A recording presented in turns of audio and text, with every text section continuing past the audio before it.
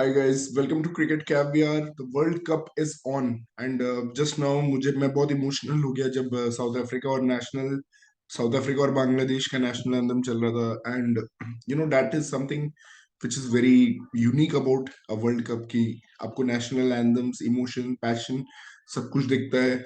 और अभी आज तीन मैच है। ऐसा दिन वर्ल्ड कप्स में शायद होता है कि तीन लगातार बैक टू बैक बहुत इंटरेस्टिंग मैचेस हैं। आई थिंक सबसे इंटरेस्टिंग मैच तो अभी सबसे पहला वाला ही है जो कि है साउथ अफ्रीका और बांग्लादेश का। और उसमें तेम्बा बावूमा ने एक चेंज कर दिया है, लुंगी एनगीडी को ड्रॉप करके शामसी खेल रहे हैं। और साउथ अफ्रीका पहले बैटिंग कर रही है और इंटरेस्टिंग होगा देखना कि क्या टोटल सेट कर सकती है साउथ अफ्रीका। और मतलब मुझे जहां तक लगता है batting first in in Australia is always a good option and always better than chasing. हमने कल भी देखा इंग्लैंड और आयरलैंड का जो मैच हुआ उसमें क्योंकि आयरलैंड ने फर्स्ट बैटिंग किया तो उनको वो बहुत प्रेशर क्रिएट कर दिए थे। एक समय 5 डाउन थे इंग्लैंड और वो 5 डाउन होने की वजह से डीएलएस टोटल इतना बड़ा हो गया। मतलब वो डीएलएस का जो स्कोर था वो 110 था। Even when Ireland England Moeen Ali just अभी शुरू ही कर रहे थे मारना और एक और बॉल मार मिलता, एक और छक्का मार देता तो शायद वो टारगेट खत्म हो जाता। बट ऐसा नहीं हो पाया। और Ireland, credit to Ireland, Balbirnie जो उनके कैप्टन है वो एक बहुत अच्छे फॉर्म में चल रहे हैं। और ऊपर से हमने देखा कि जो बॉलिंग हुई जोशुआ लिटिल, हेल्स और बटलर दोनों मेन बैट्समैन और टी20 लीग्स के लेजेंड्स को दोनों को चलता किया, हेल्स और बटलर को। इनफैक्ट हेल्स को उन्होंने 2 बार आउट किया, एक बार नहीं। तो आज का जो सेकंड मैच होगा वो सेम ग्राउंड पे होगा, सिडनी क्रिकेट ग्राउंड पे ही। और एक यूज्ड पिच पे होगा, इंडिया वर्सेस नेदरलैंड्स। और इंडिया के लास्ट विन के बाद हम बहुत ईगरली वेट कर रहे हैं इस मैच का। अम, क्या होगा आज इंडिया, ऑब्वियसली कोई चेंजेस मैं अब एक्सपेक्ट नहीं कर रहा हूँ क्योंकि विनिंग कॉम्बिनेशन को वो लोग बिल्कुल अब टैम्पर नहीं करना चाहेंगे कुछ भी कोई भी वे से। तो सेम टीम जाएगी इंडिया की डेफिनेटली।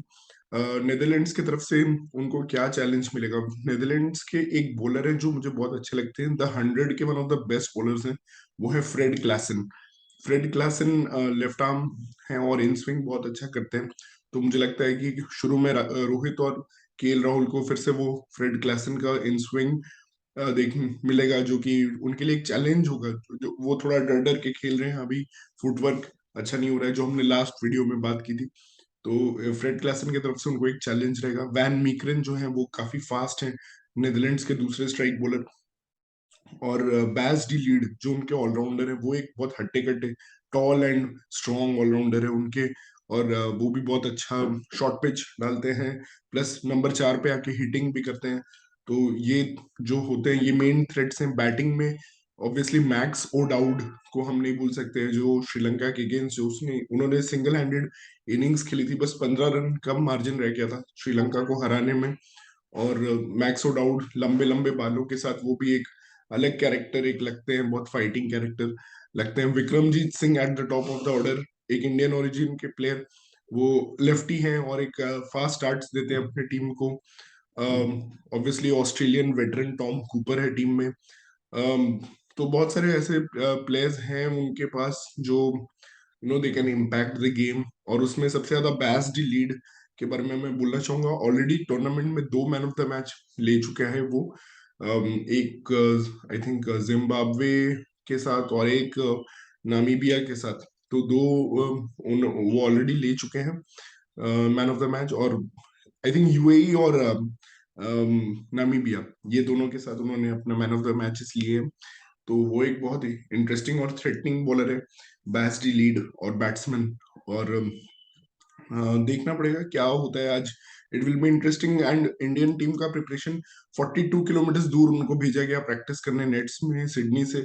और जब वो आए तो उनको ठंडे सैंडविचेस खिलाए गए, ठंडा खाना दिया गया। तो they were not happy with the conditions. और ये ऑस्ट्रेलियन माइंड गेम्स है, ऑस्ट्रेलिया में हमेशा ऐसा होता है, आपको कुछ दिक्कतें फेस करनी पड़ती हैं, मतलब ये हमेशा रहते हैं। तो ये तो होगा हमारा सेकंड मैच जो सिडनी क्रिकेट ग्राउंड पे यूज्ड पिच है, थोड़ा स्पिनर्स को एडवांटेज मिलेगा क्या इसमें? चहल को ट्राई करना चाहेगी क्योंकि अभी लेफ्ट हैंडर्स नेदरलैंड्स की टीम में उतने ज्यादा तो लेफ्ट हैंडर्स नहीं है। तो क्या Chahal will be back instead of Ashwin? That is something we have to see. और Akshar Patel but I don't think Akshar Patel को अब ड्रॉप करेंगे, क्योंकि Akshar Patel is that much needed left hander in Indian team. But मुझे लगता है Chahal may make a come back in this one. तो देखते हैं। और तो मुझे कोई चेंजेस नहीं नजर आ रहे। मैं एक चाहूंगा कि पंत आ जाए केएल राहुल की जगह, बट वो भी आई थिंक होगा नहीं, क्योंकि अब केएल राहुल को वाइस कैप्टन बना दिया है, तो वाइस कैप्टन से ड्रॉप करना आई थिंक इंडियन कल्चर में ये कभी होता नहीं है। तो ठीक है, उसके भी अपने फायदे हैं, या आपको कुछ ऐसे नॉक्स मिल जाते हैं। अब विराट कोहली को हमने 3 साल ड्रॉप नहीं किया, तो उसका फायदा हमें मिला है। अगर और कोई कंट्री होती तो डेफिनेटली वो विराट कोहली को ड्रॉप कर देती 3 साल में। तो ये एक फायदा हमें मिल जाता है कभी कभी अपने कल्चरल ओरिएंटेशन की वजह से एक्चुअली। तो ऐसा बोलते हैं कि मतलब कि इंडियन कल्चर इज स्पोर्ट्स में, जैसे ग्रेग चैपल ने बोला था कि Indian culture, sports culture is very bad, और साइमंड्स ने बोला था we are very lazy people, या जो भी। बट अल्टीमेटली हमें कहीं ना कहीं इसका रिवॉर्ड भी मिलता है, तो that also we have to appreciate, मतलब कि हमें अप्रिशिएट करना पड़ेगा। जब सौरव गांगुली ड्रॉप हुए, फिर उनको वापस जब लिया गया through emotional support of people, तो उनका परफॉर्मेंस डोमेस्टिक में भी अच्छा रहा था, और फिर वो इंटरनेशनल में एक अलग ही बैट्समैन। तो it's just same like that only. और इवन आप देखो, आपको चेतेश्वर पुजारा को चांसेस मिल रहे हैं, मे बी अजिंक्य रहाणे को चांसेस मिलेंगे टेस्ट मैचेस में। तो ऐसा हो सकता है, क्योंकि ये लोग बहुत टाइम तक हमारे बैटिंग हीरोज रहे। Now coming to my next game, Pakistan versus Zimbabwe. और इसमें सबसे इंटरेस्टिंग स्टोरी है सिकंदर रजा का। सिकंदर रजा जो कि एक पाकिस्तान बॉर्न है, सियालकोट, सिकंदर रजा बट है उनका पूरा नाम। और मुझे ये लगता है कि वो ना शोएब मलिक के छोटे भाई जैसे लगते हैं, तो उनका अपीयरेंस जो है अगर आप देखो, तो वो बिल्कुल शोएब मलिक के भाई जैसे लगते हैं। और दूसरा बात है कि 1986 में वो बॉर्न हुए थे, 2002 में वो शिफ्ट किए जिम्बाब्वे के सियालकोट में। पंजाबी स्पीकिंग कश्मीरी फैमिली से ही बिलोंग्स टू। वो एक्चुअली पाकिस्तान एयरफोर्स ज्वाइन करना चाहते थे। वहां पे 3 साल उन्होंने पढ़ाई की, बट वो एक विजन टेस्ट फेल करने की वजह से उनका एक जो मैंडेटरी कंडीशन रहता है, तो उनको वो पाकिस्तान एयरफोर्स ज्वाइन नहीं करना चाहते, कर नहीं पाए। फिर 2002 में वो जिम्बाब्वे मूव किए, स्कॉटलैंड गए, अपने बैचलर्स डिग्री सॉफ्टवेयर इंजीनियरिंग में ली। मतलब ये आदमी का इंटेलिजेंस और एक एजुकेशन लेवल आप देखो इस आदमी का, ये ना, ये एक रेयर कमोडिटी है जो कि एकदम सीरियस था किसी और करियर फील्ड में। और अब ये बिल्कुल ही एक अलग करियर फील्ड में आ गया है।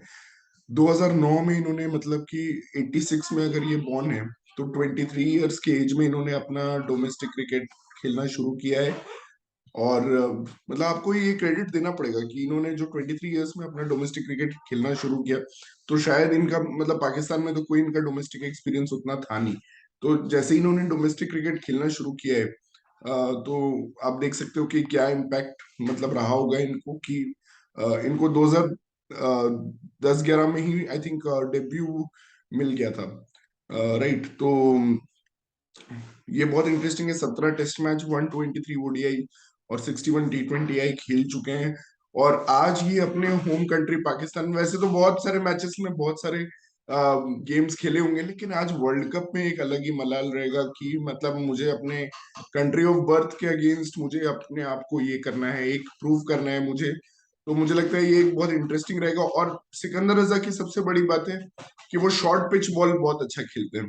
Short pitch ball short pitch short pitch ball Sikandar Raza बहुत अच्छा खेलते हैं। अगर आप उनका इनिंग्स देखो अगेंस्ट जो first match of the T20 world cup था, आई थिंक वो मुझे याद नहीं आ रहा किसके अगेंस्ट था, आई थिंक श्रीलंका और नेदरलैंड्स का था, तो जिम्बाब्वे का नहीं, श्रीलंका नामीबिया का था, तो आई थिंक वहां पे जिम्बाब्वे का आयरलैंड के अगेंस्ट रहा होगा। आयरलैंड के अगेंस्ट अगर आप उनका नॉक देखो, तो मतलब कि 82 of 48 single handedly Zimbabwe trouble में थी पावर प्ले में। और वहां से उन्होंने जो नॉक खेला 82 ऑफ 48 का, प्लस उनका एक और नॉक आया, मतलब कि वो जो बहुत इंपॉर्टेंट गेम था जिम्बाब्वे का, जो उनका नॉकआउट काइंड ऑफ मैच था, उसमें भी, तो उसमें भी कुछ उन्होंने 40 ऑफ 23 मारा।